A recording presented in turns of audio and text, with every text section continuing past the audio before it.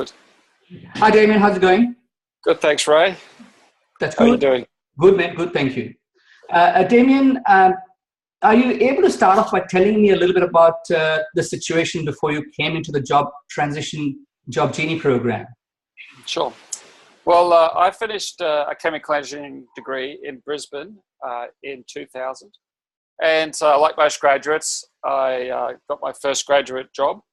In my case, I was with a company called Hatch, and they were predominantly consulting engineering. And basically for the next 8 years, I did feasibility studies and mainly office-based design work. Mm-hmm. One of the problems I felt was that I wasn't getting the operations support type experience, the on-site commissioning and all that sort of stuff. And I did raise it with that employer several times, and it just maybe circumstance or for whatever reason, I never quite got there. Then at the end of the 8th year, the global financial crisis happened and we lost a lot of work. I did learn a lot and had a lot of great opportunities at this company, but ultimately I wasn't feeling confident in my engineering ability. And I took the opportunity at that stage to go traveling for a few years and do the sort of thing that people in their early 20s tend to do, go backpacking in Asia and all that sort of stuff. Yeah. Then when I came, I will admit that did stretch out a bit too long. And I did do some other work. I did some other things, pursued some other personal interests. But ultimately, when I came back to a mining bust, which made finding a job a little difficult. But I did want to change my focus to operations support and just try to fill the gaps in my experience. And I was able to get a job in a sugar mill in North Queensland. And that did go part way to giving me on-site experience. But in the end, I spent most of my time doing routine lab analysis. So I decided to try and make another move. And this is the point where I started doing what the average job seeker does. I went to the job boards, polished up my resume, wrote a cover letter, and then went to the job boards and just started applying. And over the course of the next year, I applied for around 30 jobs.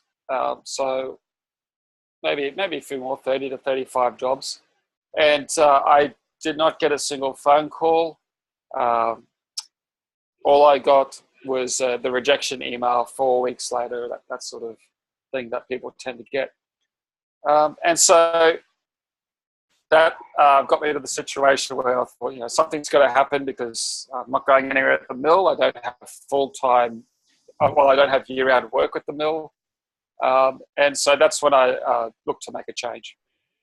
Okay. So what made you choose the job genie program?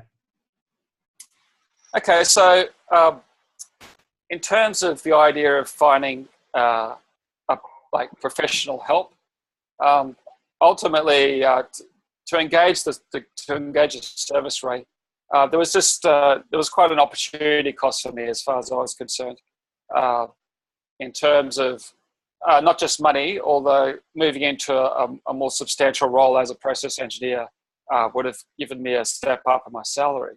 But it's just the opportunity cost of having another year go by, not moving my career forwards, doing interesting work that really, the sort of stuff that gets you up out of bed in the morning and racing off to work to really solve some problems and make a difference in a place. Mm.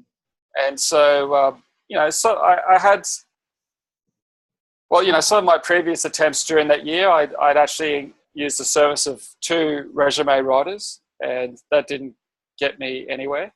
And I certainly read plenty of internet articles about how to get jobs and make good impressions and all that sort of stuff. But ultimately, wasn't getting anywhere with that. As for selecting your service in particular, I found that a lot of your marketing material, particularly your book, and when I first signed up to your email newsletters, which basically summarized the book, the issues that you talked to there were quite significant to me. And it's just really nice to know that there's someone out there who understands, who's been there before, is helping people that have been there before. And it just helps you realize that you're not alone in this situation, I guess. Because after all, you send out loads and loads of applications, and all you get back is rejections, or you hear nothing, and you start to wonder, is there something wrong with me? That sort of thing. I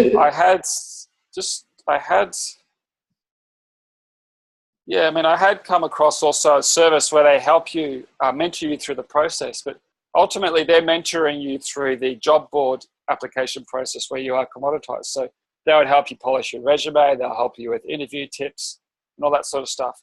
But clearly the distinction that your service has, Ray, is that you go the extra mile to tap into the hidden job market, and you go the extra mile to help your clients connect with other industry professionals, and that really helps someone sort of feel better about their situation and know that they can get somewhere. That's right.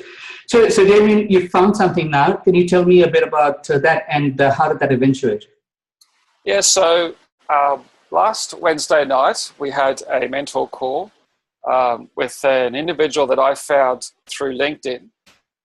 He was working for a company who was doing some interesting work for a place where I had applied for.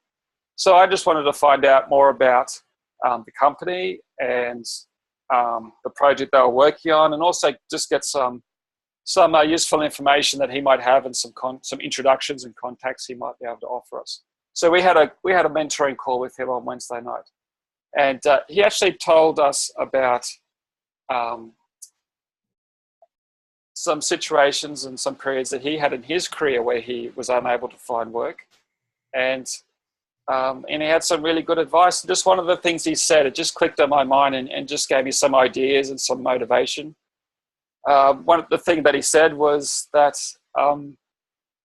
you should go and it's important to be there in person and to open doors and to make a presence, not just use the internet, not just send out emails and letters. So I decided to take myself down to the Cairns-based office of a mine, which is in North Queensland. And in my particular case, I was just looking for work experience for a short period, just to get some operations support, so I've got something to discuss in my job interviews and applications. So I went down in person, I gave the receptionist a letter, and I asked her to send it to the process manager on site. And she did. She was very helpful, and she scanned it and emailed it straight away. And then about 40 minutes later, I got an email from the process manager, and we had a discussion about my experience. And then she told me that she's actually currently starting to build the team, firstly for commissioning and then for operation, and that she felt that I would be useful in the team, and that I could actually bridge the gap from where I was to where I could be, where I need to be for a shift supervisor in the time that we had. So that happened very quickly, and the following Monday, which was yesterday, I went up to site, had a visit, met a few people, and that's how that unfolded. Yeah, that's great, Tim. And just to refresh my memory, from the time that you started to the time that you got this role, how long has it been since you started the program?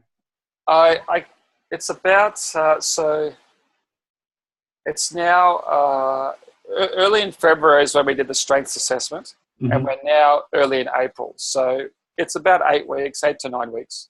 Great. So that's quite a good that's quite a good turnaround. It's funny how the actual job seemed to have been achieved in 3 or 4 days, but ultimately there's a lot of leading up, and it's a bit like a jigsaw. You know, the early pieces take a bit of time. When you start building the early pieces, the rest of the picture forms very quickly when you're towards the tail end of building that jigsaw. That's pretty much the way it works. Can I ask you, in terms of the job transition strategy, Job Genie program, how do you think that's specifically helped you get the job of your choice? There's a few interesting things that really helped me, really spoke to me, really helped me get my act together and the way I present to myself. I think the first one is the strengths assessment we did right at the start. What that allowed me to do is just to see myself a bit better, both my strengths and my weaknesses. And from that came some very useful sound bites, just some ways to express what I can bring to a company. as well as allows me to structure some of my previous experiences, specific experiences, and turn them into the STAR model that you're supposed to use for answering a question: the situation, the task, the action, and the result.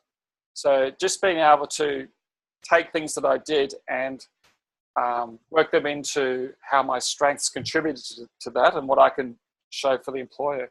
That was really useful. The second thing that was I found surprisingly interesting was the resume template that you sent me, Ray. You more or less gave me permission, so to speak, to break the traditional orthodox template for resumes and just insert a section where I quite explicitly and directly and quite concisely and clearly address every bullet point that's listed in the job ad. And traditionally what you do is you have a generic sort of resume, and you might address a few of them in the cover letter, or you might try and adjust the resume, but ultimately, traditionally you would actually leave a lot of the hard work up to the recruiter. So this allows you to just really clearly present how the experiences you have, or the learnings that you have, or the things that you do, if it's a bit weak there, it allows you to demonstrate all these things to the recruiter. So at least they get a really quick, thorough, and good picture of your abilities. And I think that alone, prior to the job that I did get a call, and then followed by a second phone interview with MacArthur River. And I think pretty much that resume alone got me that far. So I think that was great. And the third thing I want to quickly mention is just the mentor calls. As I said earlier, the mentor calls help you connect with industry people who've been in your situation before. They know what's going on presently, and it just helps someone who's otherwise got no limited connections. It helps you feel connected, helps you feel that you've got some value to contribute because you know that you can, and you're able to discuss candidly what's happening in the industry, and it just helps you connect, and that's a good thing to do. Good stuff, Damien. So just finally, Damien, would you recommend this program to others, and why? Yes, of course I would. It's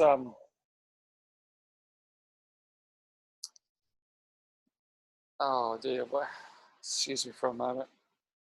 Yeah, so the reason why I would recommend this program to others is it's just that when you're by yourself, it's so easy to get stuck in that feedback loop where you read a job which looks like it's written from your resume. So you apply to the job, and then you hear absolutely nothing until 4 weeks later, a computer-generated rejection email comes out, and you start to question, you start to doubt yourself, you wonder what's wrong with you, all that sort of stuff.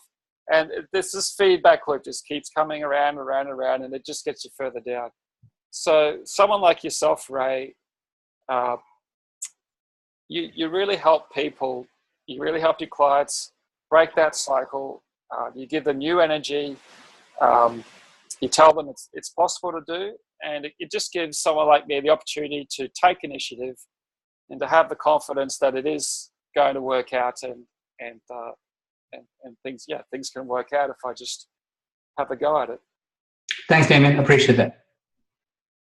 That's it. Just breaking through the limitations and having somebody sort of help point them out and help you figure out what you need to do. Great, Damien. Thank you. I appreciate those comments. It's good. Thank you very much, Ray.